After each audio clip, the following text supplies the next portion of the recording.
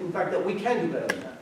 If I asked you, prove that we can do better than that, this is going to give you some idea of what I'm talking about in terms of possible proof.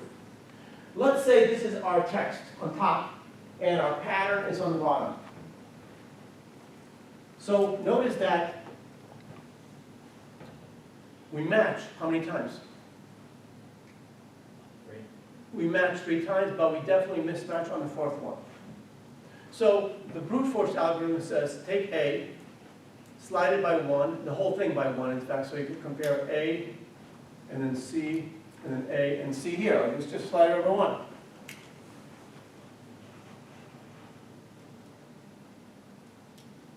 But actually, we don't have to do that comparison at all. We can analytically look at the fact that we mismatch here, and we say, so even if you saw nothing else, you could say, this is not going to match.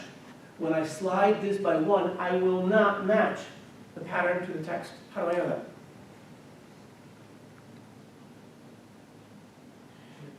Okay, I'll tell you a little bit more. I'm going to erase this business here completely. And I'm just going to tell you, we match, match, match, mismatch. I'm just going to tell you. I don't know what the text is, but I know we mismatch on the 4th character. I already know that sliding it by 1 is not going to work to match it. How do I know that? I don't even know what's here. Well, I do. I know that you know what's there because if I told you match, match, match, we know that the text has at least A, C, A.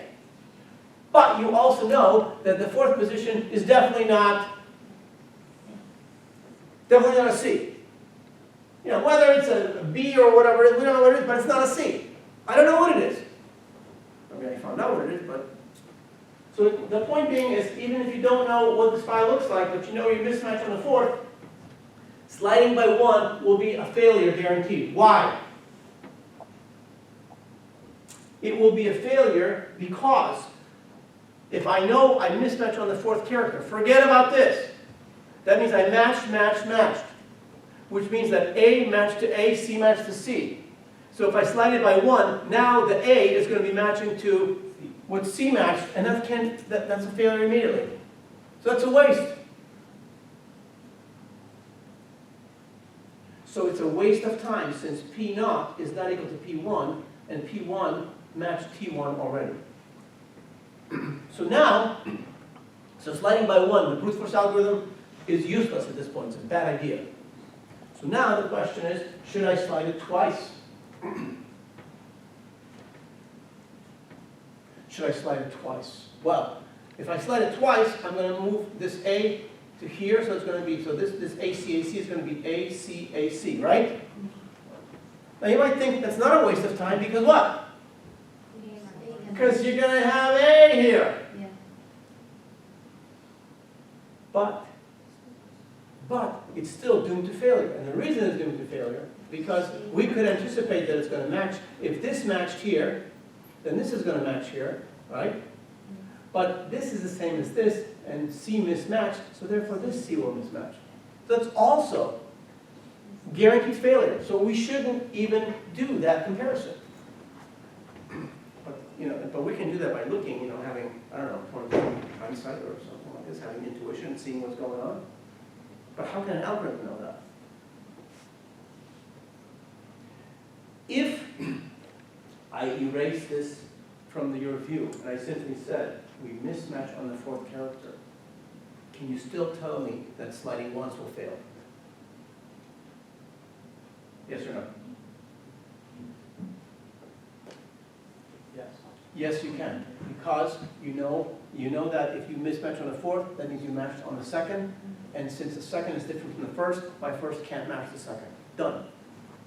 If I erase this from your view and I told you we mismatch on the 4th, can you tell me immediately that sliding twice is going to be a failure? Yes, again.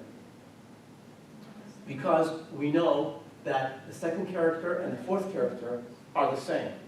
So therefore, sliding this to the 3rd character will put this into the 4th position where the same character mismatched already. It's a failure. So sliding once, sliding twice is no good. can we tell that sliding 3 times will be a failure?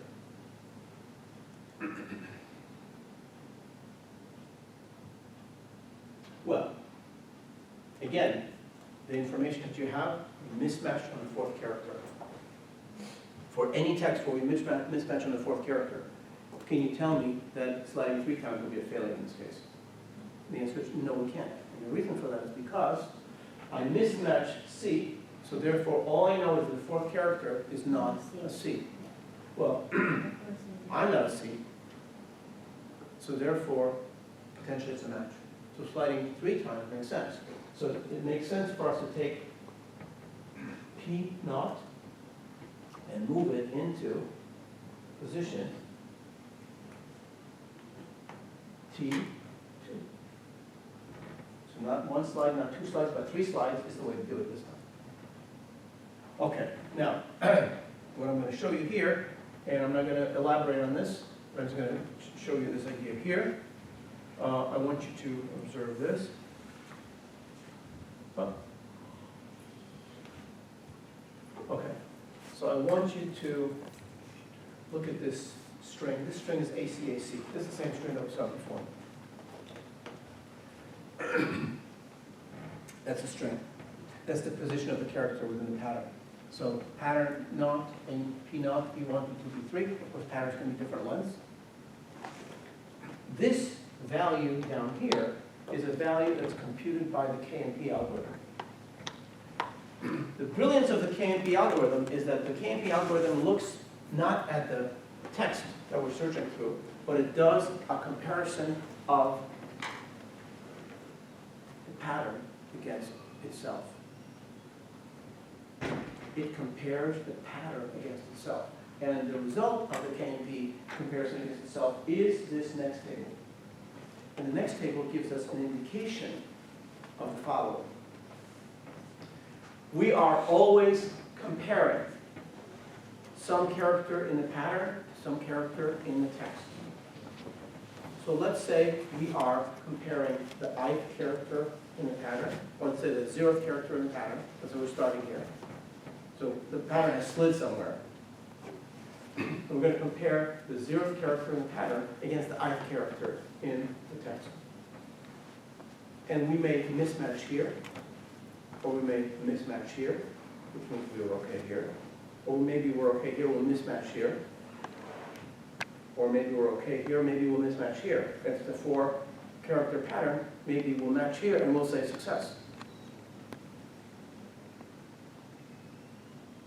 But if we mismatch anywhere, we're starting, so what we have here is we're comparing the pattern at some point to the text at some point. So let's do it this way. Let's say we're comparing pattern sub I, the ith character of the pattern, against the jth character of the text. And we have a mismatch. So the ith character of the pattern mismatches the jth character of the text. So the question is, that the KMP algorithm answers, which is the next character in the pattern? What should the index go to? And what is the next character in the text we should compare it to? And that's what this next table gives us. And just to give you a very quick look ahead, I'm going to show you right here, I want to show you this, and these are the next tables for the following patterns. This is the next table generation that we'll talk about, we'll finish up next week, but this is just a good start. So you can see basically -1, -1, -1 for A.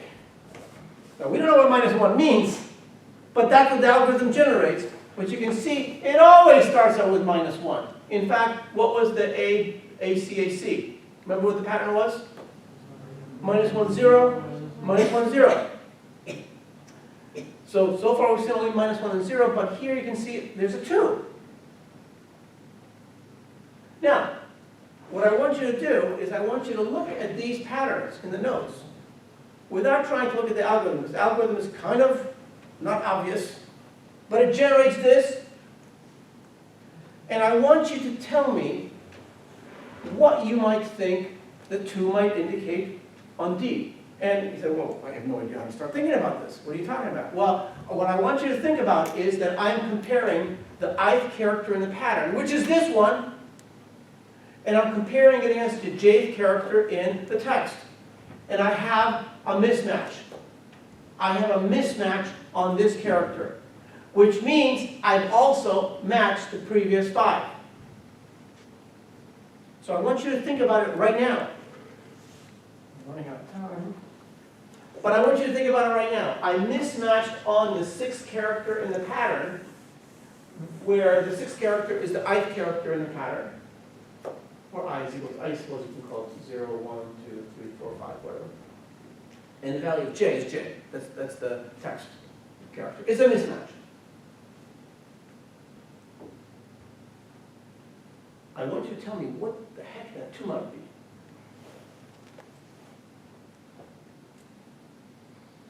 So that means the text. So now you have to visualize the text and say, the text has an A, B, C, D, A, B, C, A, B, something else.